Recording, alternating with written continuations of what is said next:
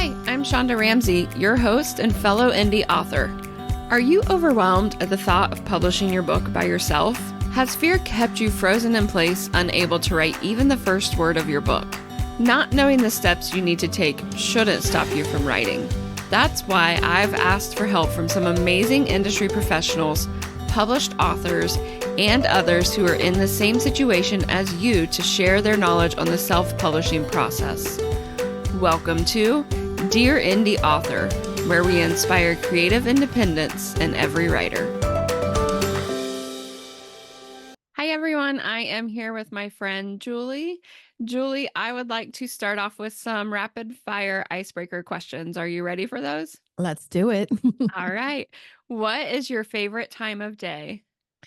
My favorite time of day is sunset, when the sun is setting and being outside and just reflecting on the day and thinking about, the beauty that is the sunset and hoping, again, that the next day will be another terrific day. Oh, I love that. That's beautiful. What is your biggest strength? Hmm. My biggest strength is being very strategic. My brain works in a way in which if I meet you and I know someone that you should connect with, it immediately starts making those connections. Or if we're talking about something that you're doing, I get to this big picture and I kind of see it from um, a high level view. And yeah, that's my biggest strength, that I can be very strategic or break something down and come up with great ideas and innovate. That is a great quality to have for sure.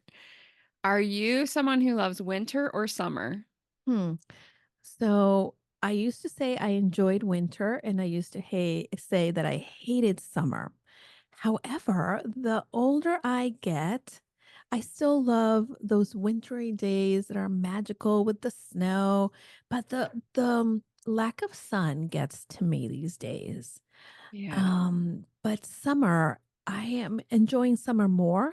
I still don't enjoy the heat Mm. because as far as I'm concerned, you could take all your clothes off and you'll still be hot. In the winter, you can put more clothes and you'll be warm.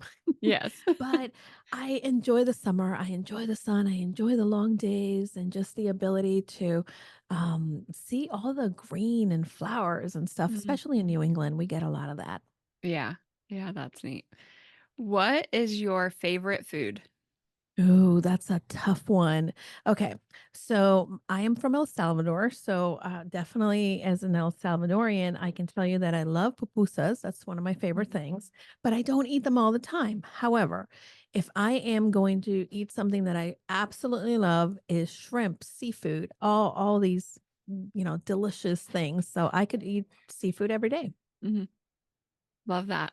Are you a sweet or salty person? It depends. Yeah.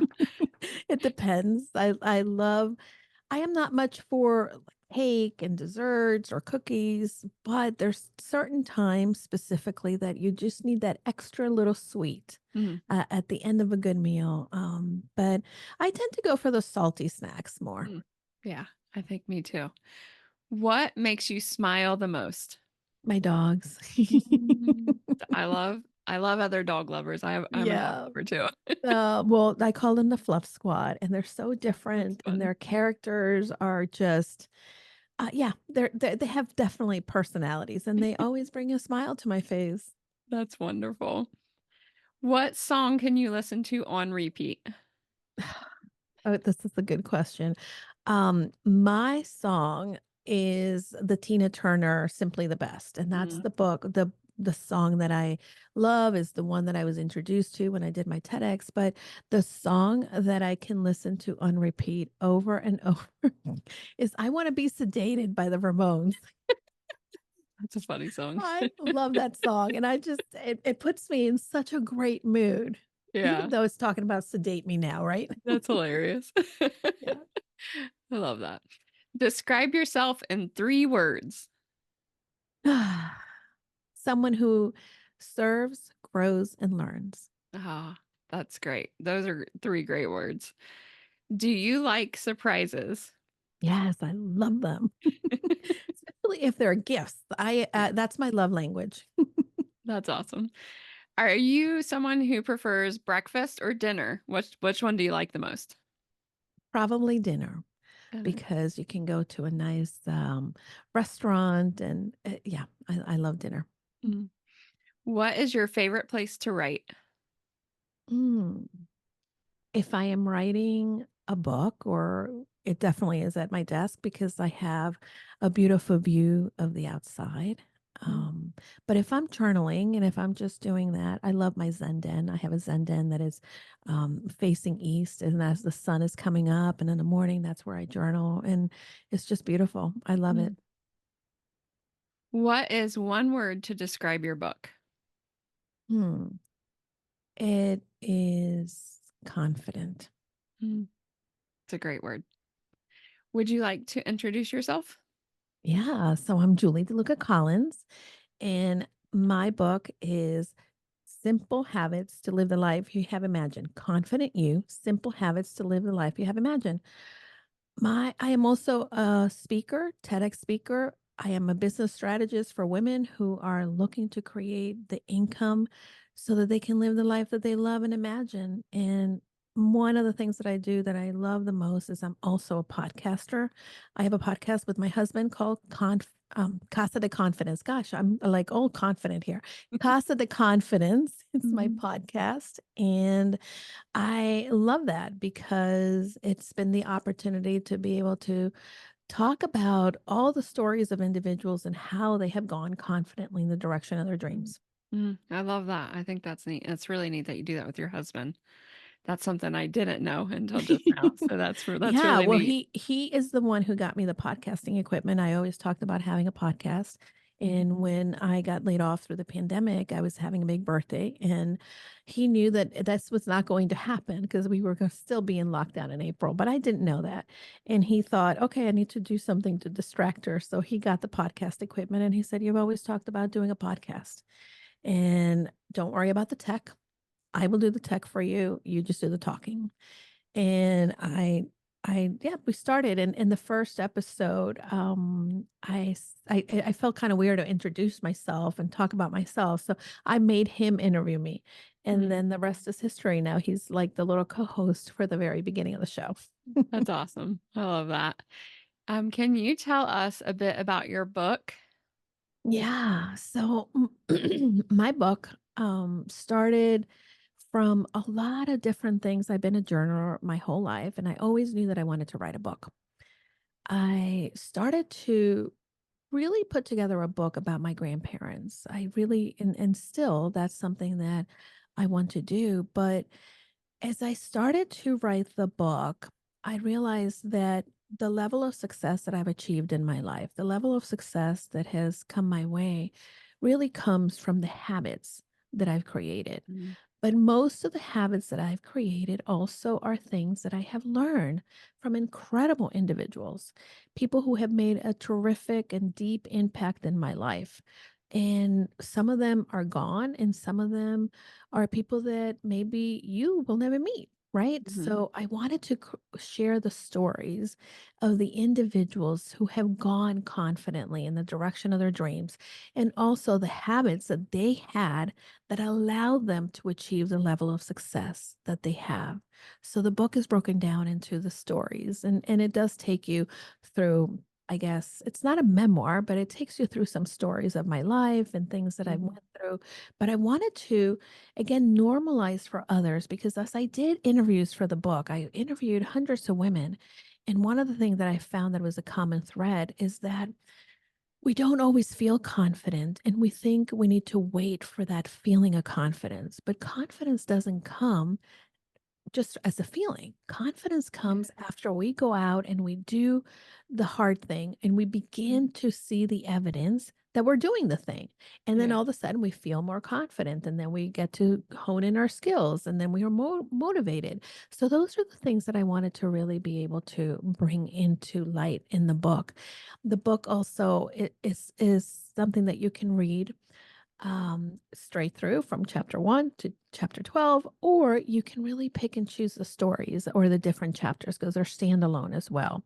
And of course, as the teacher in me, because that's where I started my career, there is a journal that comes with the book, mm, because I think that it's great to read, and oh my gosh, we're so inspired when we're reading different books. But Yeah. the most important thing is that if there's lessons that we really want to learn, we need to integrate them and we need to process those. And that's what the journal is for. Taking action. I call that taking action. I think that Yeah. that is the one way that we do learn and grow and adapt as humans is by taking Mhm. action. That is awesome. 100%. Yeah. I love action takers. And I think that that's where a lot of people kind of wait on in the sidelines and they think, I don't know, I can't do it. And really, the fear overcomes them. But Mhm. if you focus on what you want, you will find that you can move forward. Just focus on doing the one thing, a little step at a time, and you'll get to where you want to be. I like that. That's great advice. Your book discusses the importance of adopting habits to build confidence. Can you share one habit that has produced the most change for you personally? Probably journaling. Mhm.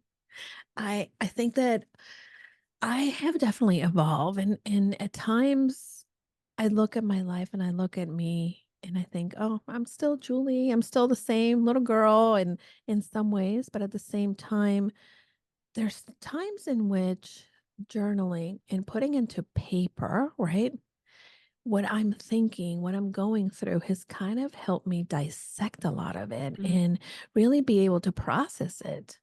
Um, I I've had some experiences that have been phenomenal. I've had some experiences that have been painful, like most people, but the journaling has allowed me to go in and find growth from the Mm. failures.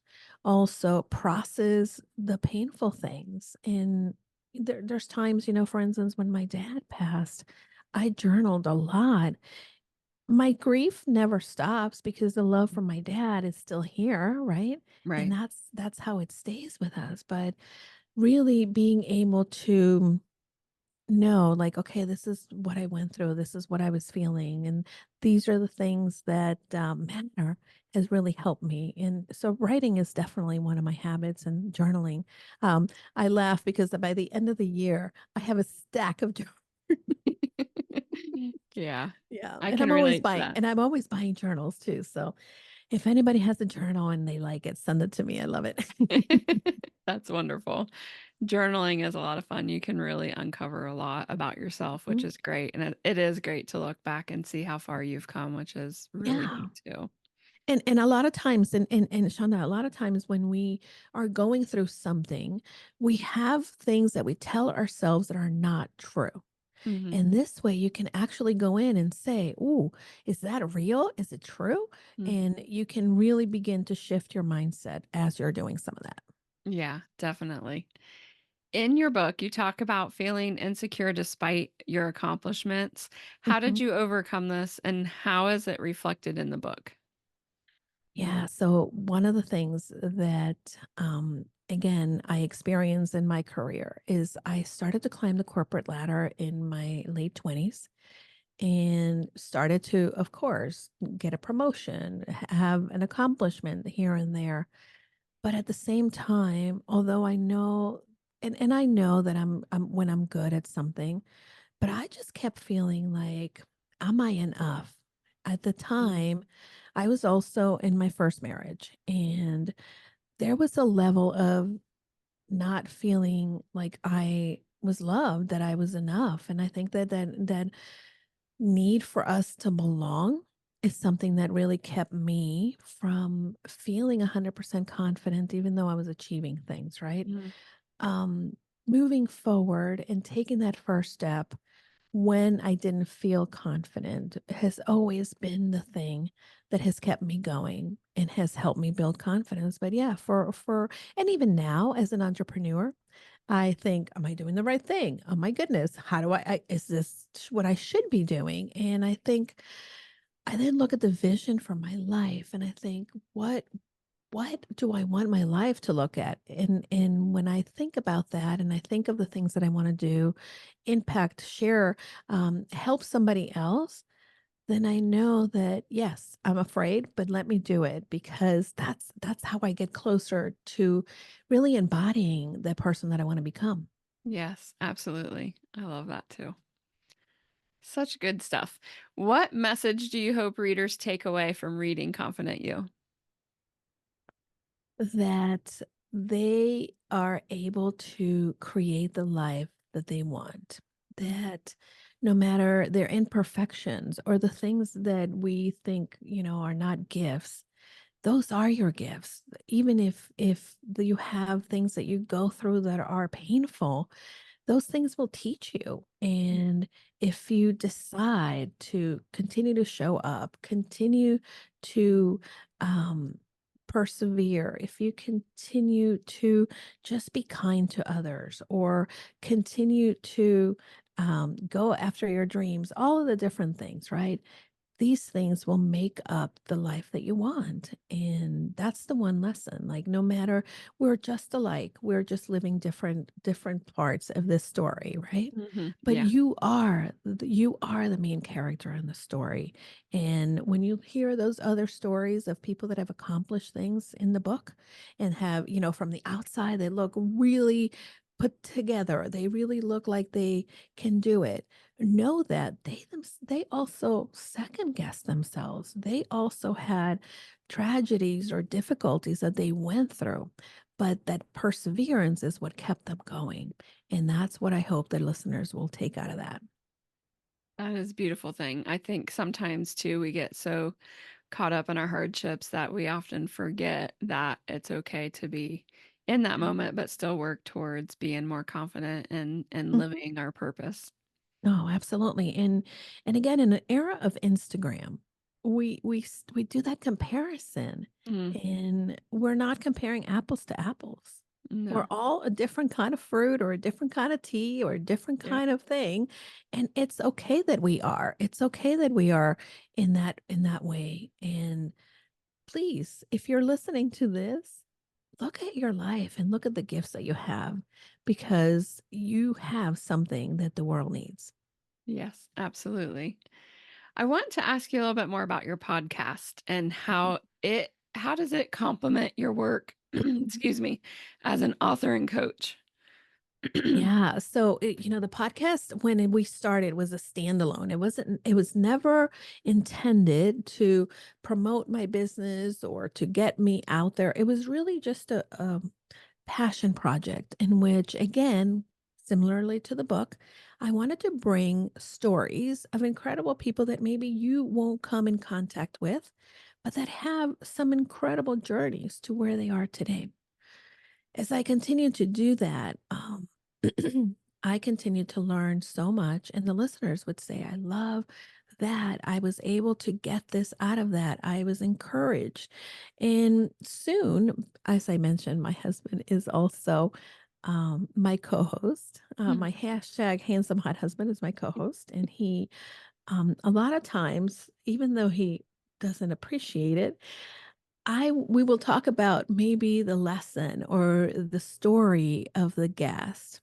And then we relate it to our business or we relate it to life. And then I use it as a coaching with him. And again, I'm a coach, I'm a teacher that I am the person that you can't separate that. So, and I'm also very passionate. And when it comes to running a business, when it comes to growing your business, it's not just about your professional life. Your professional life has you in it, and you bring yourself with all your personal life.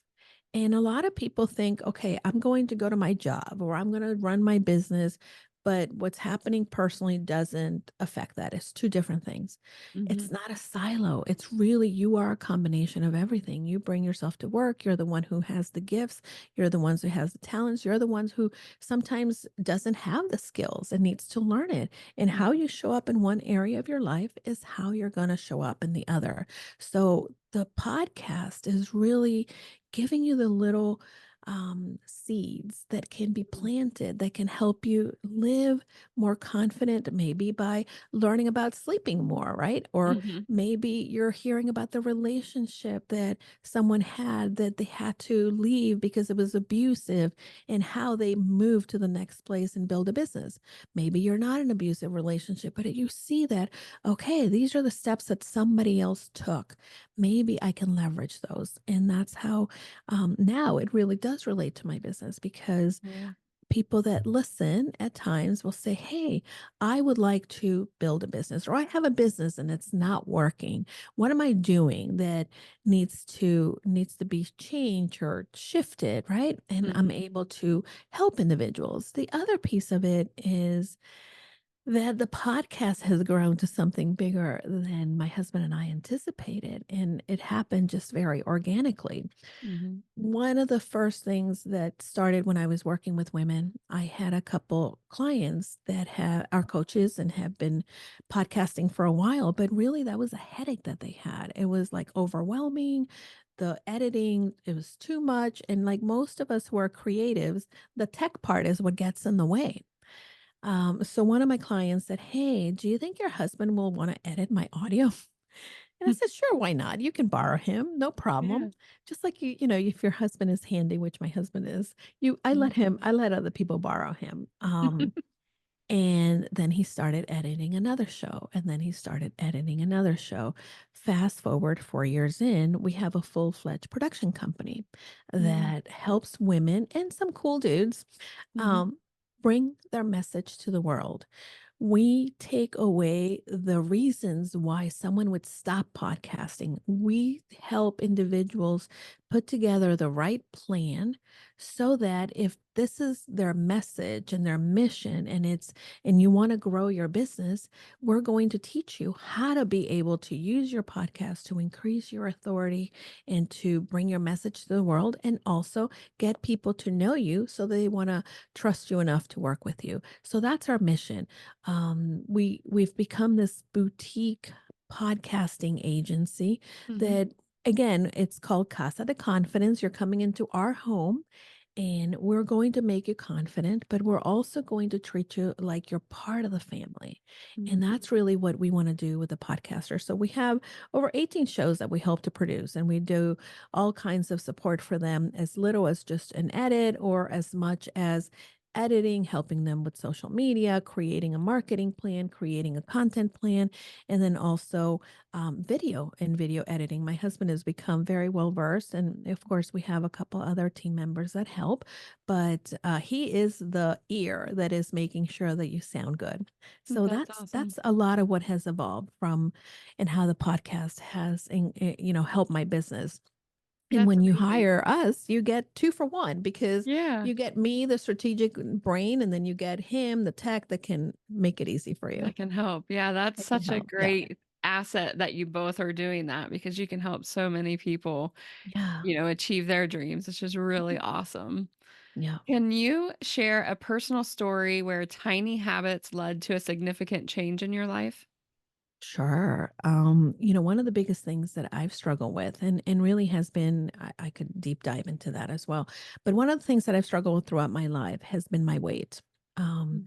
I started to gain weight, and if you look at the correlation, is when I entered my first marriage. I was very lonely. I was very afraid of not being enough. And again, food was that thing that started to fill that need. And when I moved to Connecticut, now fast forward, I went through a divorce and then I moved to Connecticut. I married my husband now. And obviously, being healthy as I get older became one of these things that was very important.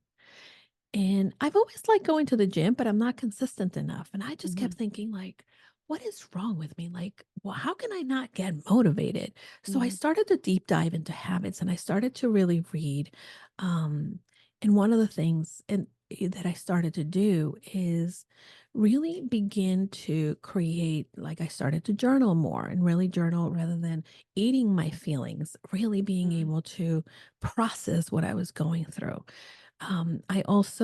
I would say, okay, I'm going to go for a walk and started very tiny. So these tiny habits started to add up. It's hard to see as you're doing them that it's moving forward. Now, before the pandemic, I had lost 55 pounds. I was really going to the gym. I was working out with a trainer. I was doing a lot of this, but it really came from the tiny little one step that I took, Mhm. that I put myself out there and said, okay, I'm going to do it today. I'm going to do it tiny. And that's all, and I'm gonna give myself credit for doing it. Yeah. So that those things started to add up, and that's also how I was able to become a yoga teacher. I Mm. always thought, "Oh, I wanna become a yoga teacher," but I thought I could never do it, it's too hard, oh my god, and it all started with me saying, "Okay, I'm gonna do a sun salutation today." Mm. And I will do that. And sometimes all I did was a sun salutation. And sometimes I went and I did some more and built on that. Because if I did the one thing and I was proud and gave myself credit for doing that tiny, only one thing, then it was easier to say, oh, well, I can keep going and I can do this. And that's how you grow. Yeah, absolutely. I like that. I share a little bit too in my book about how tiny steps can lead to great progress. And I think that Yeah. it's important for us to remember to celebrate and acknowledge those little steps that we're taking along the way Yeah, because they do help. absolutely. And now of course, before I even knew it, right, that I was implementing tiny habits, Mhm. um, I at the beginning of the pandemic, as I was launching my business, I actually met the author of the book Tiny Habits. Mm. And he is Dr. BJ Fogg, who is the founder of the Behavior Lab at Stanford University. He is also the person that has done the most research on behavior and science and habits. All of the books, like James Clear's book, Atomic Habits, Mhm. he cites all of the work from, and it's based on Dr. Fogg's work. Mhm. So what I started to see is that Tiny Habits is definitely a system, and I became a certified Tiny Habits coach because I feel that no matter where we are in our life, having the right habits are the things that can propel us forward and then build our confidence, which is scientifically proven, which is what Yeah. I've been saying all along in my life. But I didn't know that I was like spot on with the Yeah. research that Dr. Fogg has. So, Yeah. yeah, it's been amazing. That's incredible. When you were writing your book, did you face any challenges? And if so, how did you overcome those? Yeah, like I said, I set out to write a book about my grandparents.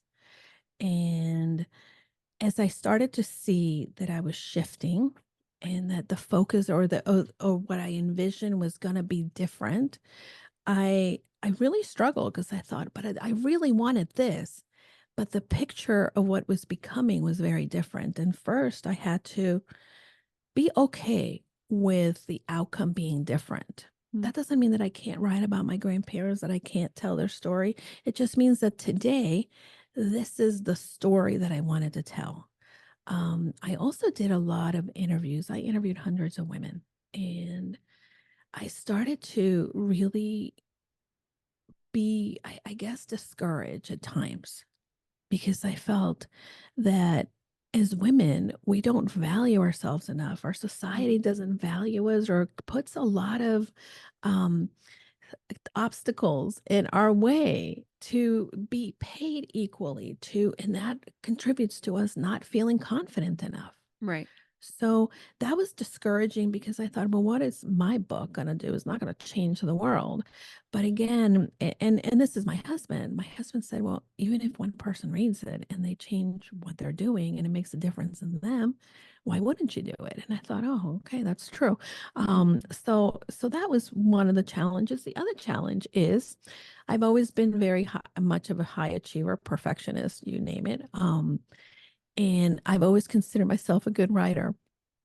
And Mm. when I sent my book for the first draft edits and it came back with a lot of red lines, I was broken. I was intimidated. I'm Mm. like, what? This is terrible. Oh, forget it. I am awful at this.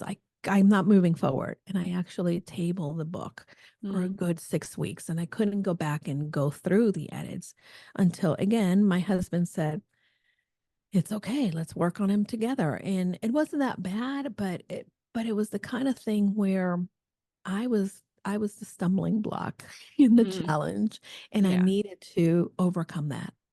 I think that that's something a lot of us face, right? When we Mhm. hand over this book that we worked so hard to write to someone else to edit it, and then we get it back and it's all marked up, and you're just like, what have I What? I done? know. Yeah, and I remember the other thing is, and I think I was telling the story earlier today to somebody, um, but again, what you see is what you get, right? Mhm, If you hear me on the podcast, that's exactly how I'm going to be if we're going out for a glass of wine, right? Um, in the book, I also wanted my personality to come across. And mhm, there were parts in which the editor's like, well, this is not proper. You can't, this is not a real word. I'm like, but that's what I say. That's my word. You can't mhm, take it out.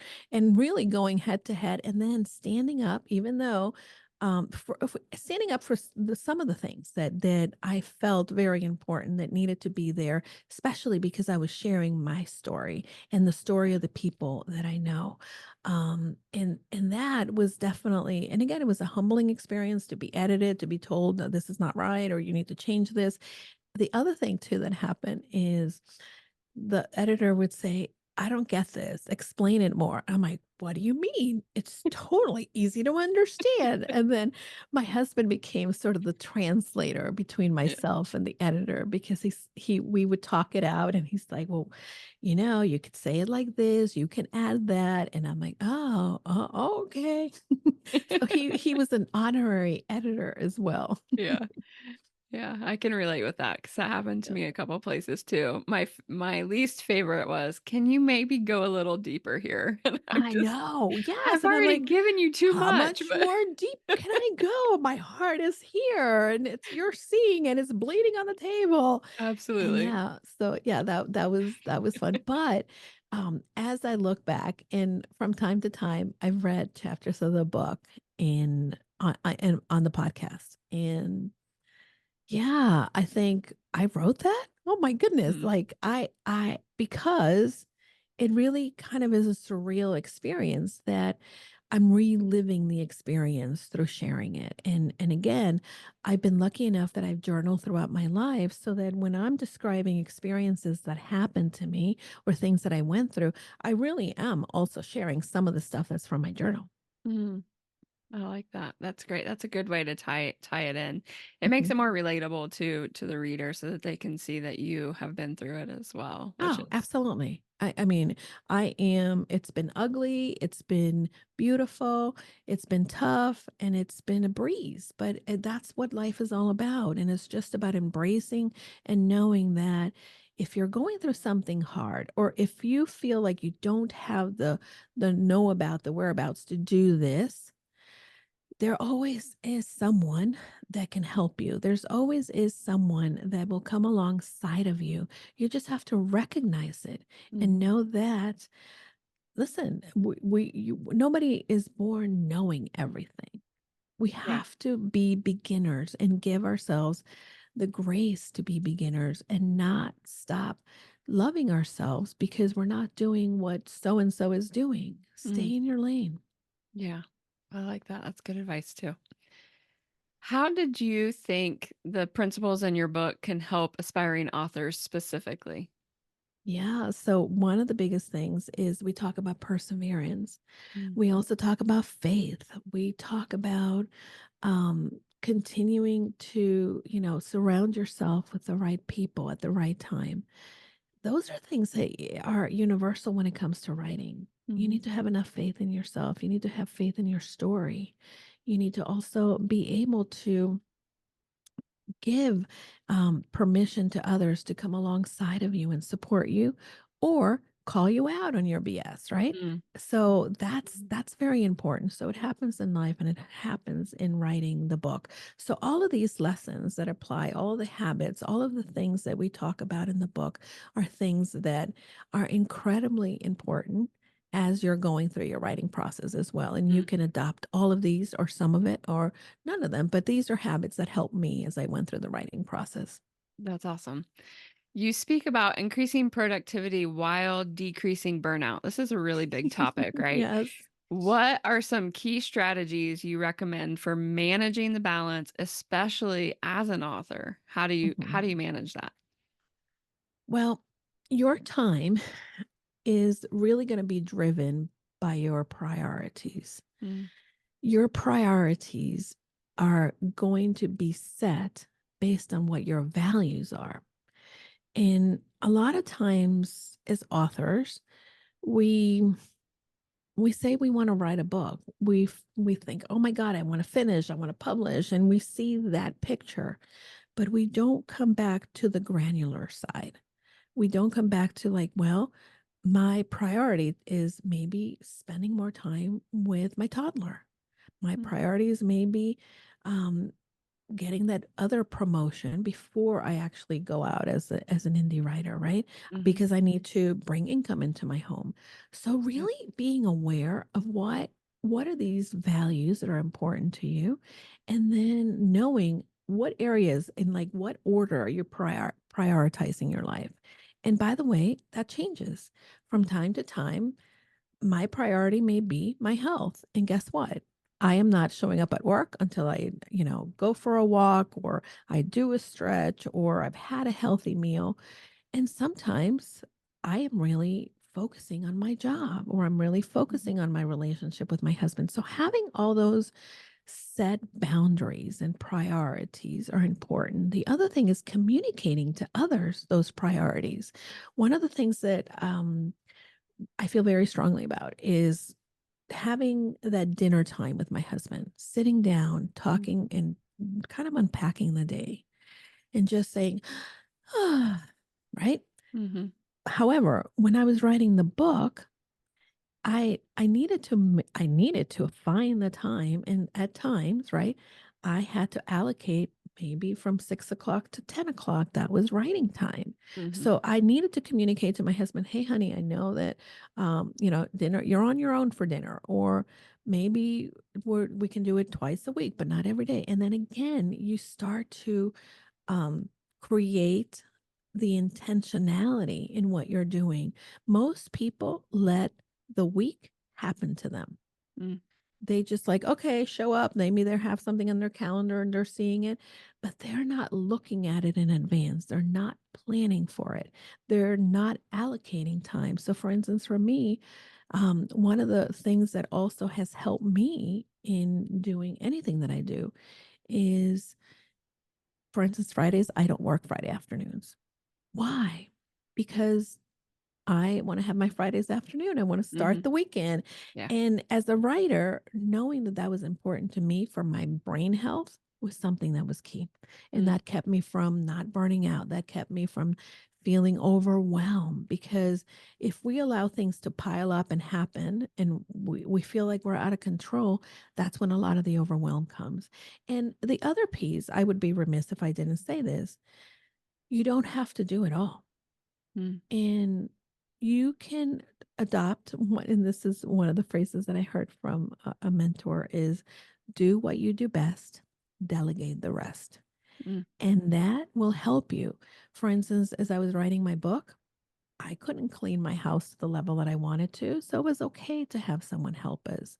Or if we were in the middle of edits, our grass was getting big, so we needed or long, so we needed to have someone come and cut our grass, right? yeah, That's what helps you because then you can do the thing that only you can do.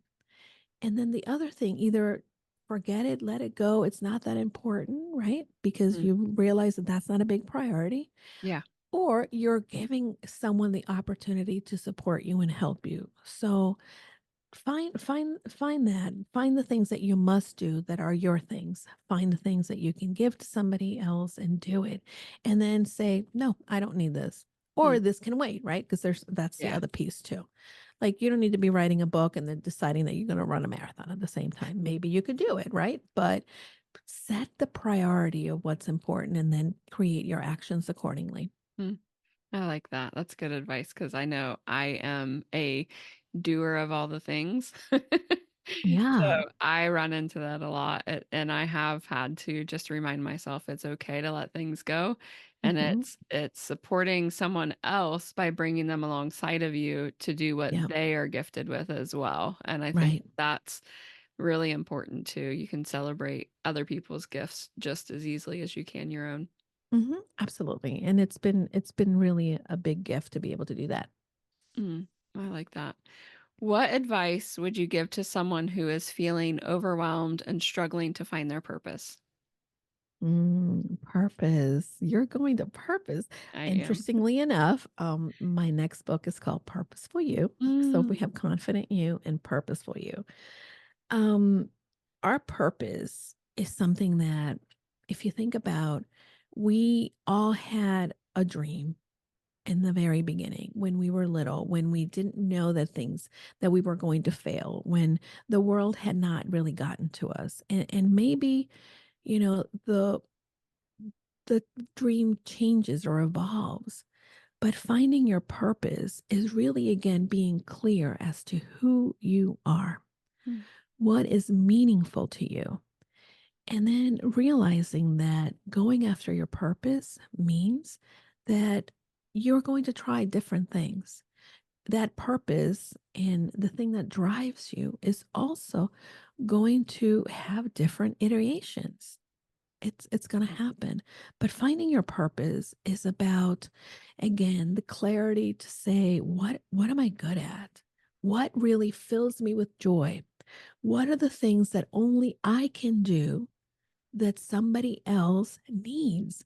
Am I the person that can organize individuals to come together and maybe do a food drive for the homeless? And that's my purpose, to help others. I'm not going to end homelessness, but I'm right. going to make that difference, right? So really go back and see what's important to you. What was important to you when you were little? Why did that shift? Maybe that, maybe you really don't want to be an astronaut, right? But perhaps, right, you wanted to explore the world, right? Mhm. And you want to meet different people or be that explorer that an astronaut is. So find that purpose by connecting to the picture that you initially had, and then go back and say, what have I done? I heard someone say, and I don't remember who this was, but it was this week that we were talking, and she said, everything that we have done has given us a PhD in life. And we need to put into practice all of those skills that we earn as the PhD in life, Mhm. and know that those skills are the ones that propel us forward. And I would even say further to that, not only propel us forward, but those skills are the ones that allow you to really get into your own. And the other thing too that keeps people from going into their purpose is they allow the fear and the voices of what other people are going to think and say. Mm. And those are the things that really prevent you from living in your purpose. And by the way, I knew that I needed to go out on my own. I knew that I wanted to help women. I knew that I wanted to give them the confidence to go after their dreams, and let them know that it was possible. But for many years, at the end of my career, I had a great job. I was a senior executive. I was earning great money. I got to travel. But there was that little thing that said, go and help those women. But I kept Mm. thinking, oh, what are people going to say if I quit my job? People are going to think I'm crazy if I start a Yeah. business. Um, what if I don't make enough money? So letting all these fears and what ifs come really prevented me. And then when I wasn't living in my purpose, I didn't feel 100% fulfilled. I Mm. didn't feel like I was in my element. And by the way, I was good at what I did. I loved what I did, but that was not my element anymore because my Yeah. purpose had shifted. And really, thank God, right, that Yeah. He has a plan, and also that there's a sense of humor, because Mhm. when I got laid off, immediately I felt like my heart opened up, and I thought, I know exactly what I'm going to do. Yeah. I know I have the picture, right? And Yeah. the picture may be fuzzy, but I have the picture. I'm going to go after this. And I did it without hesitation. And yes, did people say to me, "Oh my gosh, are you going to get a job?" I'm like, I have a job. Well, I am yeah. building a business that helps women. Yes. A lot of And yeah. people don't really correlate entrepreneurship with a job, and I've Right. heard that too.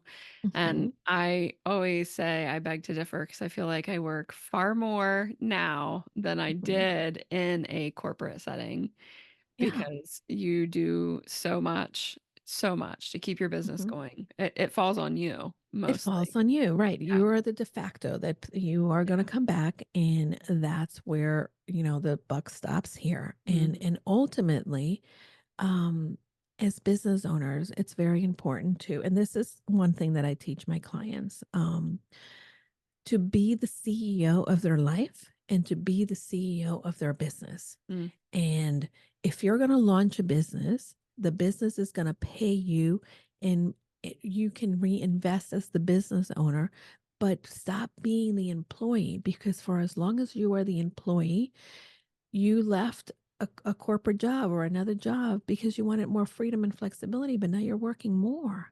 Yeah. So start to look at, what are the things, again, what can I delegate? What can I Mhm. do? What can I really, what are the things also that as a business owner moves me forward? Right. So going to a networking event and speaking about what I do, sharing what I do, I'm the only person that can do that. Mhm. However, when it comes to making a change on my website or sending an email to schedule somebody, somebody else can do that. Yeah. So having that balance is going to be the most important thing. But that it all goes back to values help to give you the understanding of what's important. Once you know what's important, then create a plan to do that, and just do it, even if you don't feel you can, and start small. Mm. Great advice. What are some common challenges you see women facing when it comes to confidence and how can they overcome them? The compare and despair is number one. We live in a world, again, in which we're always comparing. Oh, they have this, they have that. The other challenge too, and I see this in a lot of my clients, people pleasing. Mm. You want to be everything to everyone, and you really define that your worth comes from being the wife that cooks, being the mother that goes to Little League and bakes the cookies and also has a full-time job and then keeps an immaculate house. Mhm. You want to do it all for everyone. And for as long as you're doing that, you're going to really put yourself in a position in which is detrimental to you, is Mhm. detrimental to going after your dreams, because again, your dreams are in last place. Mhm. And if your dreams are in last place, there's no action you can take. And Mm. then if you're not taking action, you're not paying attention to what you're called to do, what you love to do, who you want to help, and living in that purpose again. So that's one of the biggest things that I see. And the women that do take action, we then look at, oh my God, look at Johnny over there, or look at this lady. Mhm. She's killing it. Is she Yeah. really killing it? Is she really killing it? So stop the comparison and look back to what you is important to you, and say, hey, it's okay to let your husband clean, or let your kids not have fresh baked cookies for their bake sale, or saying no to your sisters when they said go and do this or come and do that. And that no is important, and that's one of the Mhm. challenges that we have a lot, because we make it mean that we are not, fill in the blank, right? I'm not good enough. I'm not this. I'm not that. So stop making others the priority, because the reality is that, if you pour into your cup and you have a full cup and then you start pouring into others, your cup gets empty. Yeah. Sit down and let your cup be filled and overflow. And from the overflow is when you begin to fill everybody else's cup. But it starts with you. And Yeah. that's hard. That's hard. I It have a is. hard time doing it. Yeah. And again, I wouldn't call myself a people pleaser, but I do it. Mhm. We think like, oh my God, I need to do this. Oh my God, I need to do that. So those are the things that keep us from really being successful. I like to call those distractions too because they Yeah. distract us from really being able to fulfill our purpose, which Hmm. is something we need to recognize along the way Yeah. too. Indeed. Indeed. All right. Are there any upcoming projects or initiatives you're excited about sharing? Yeah, well, in December, I have and I know this is just far out. I don't know when this is coming out, but I have my annual CEO retreat, Hmm. and it's live. It's gonna be live again. Last year was the first time that we did it in person, and I'm doing it again in person. Now people can participate in person or virtually, Mhm. either way. But it really is a weekend to step back and reconnect with your dream, reconnect with what's important to you, and then craft a plan so that you can become the CEO of your life and business. I teach you a lot of the frameworks when it comes to habit creation and productivity, and also how to run your business like a business and be that CEO. So that is coming up in December. The other thing at the beginning of the fall, um, many individuals again are looking for different programs. One of the things that I offer is a mastermind. And this is for individuals who have a business but are not growing the way that they would like. So I create an environment in which other women are part of this mastermind and we really do life together. I teach, I would say every other week, but I also bring experts who are high caliber, know the field, know the things, right? So for instance, if you're struggling with how to price yourself, if you're struggling with how to create funnels, or if you're struggling with SEO, if you're struggling with all of the different things, like, oh my gosh, you know what? I don't like what I'm doing. I need to shift, but I don't know how to do it. Mhm. Right. Um, I bring those experts to teach us, and then we learn from each other. And then, for instance, as a community, as a group, as a mastermind, we are each other's board of directors that you can come to and you can say, hey, I am struggling with do. And then you get the brain power of all these Mhm. incredible women that Yeah. are so purposely driven, right? To give you the support and say, hey, I'll send that email also to my list so that, you have more people seeing that. Or, hey, I'm going to do an Instagram live with you. Oh, you know what? My VA knows how to do that. Go and have my VA help you with that. So that mastermind has been phenomenal and has really helped individuals. A lot of my clients who are podcasters are in there. So Mhm. our goal has been to continue to grow their podcast so that it gets to the top of the charts.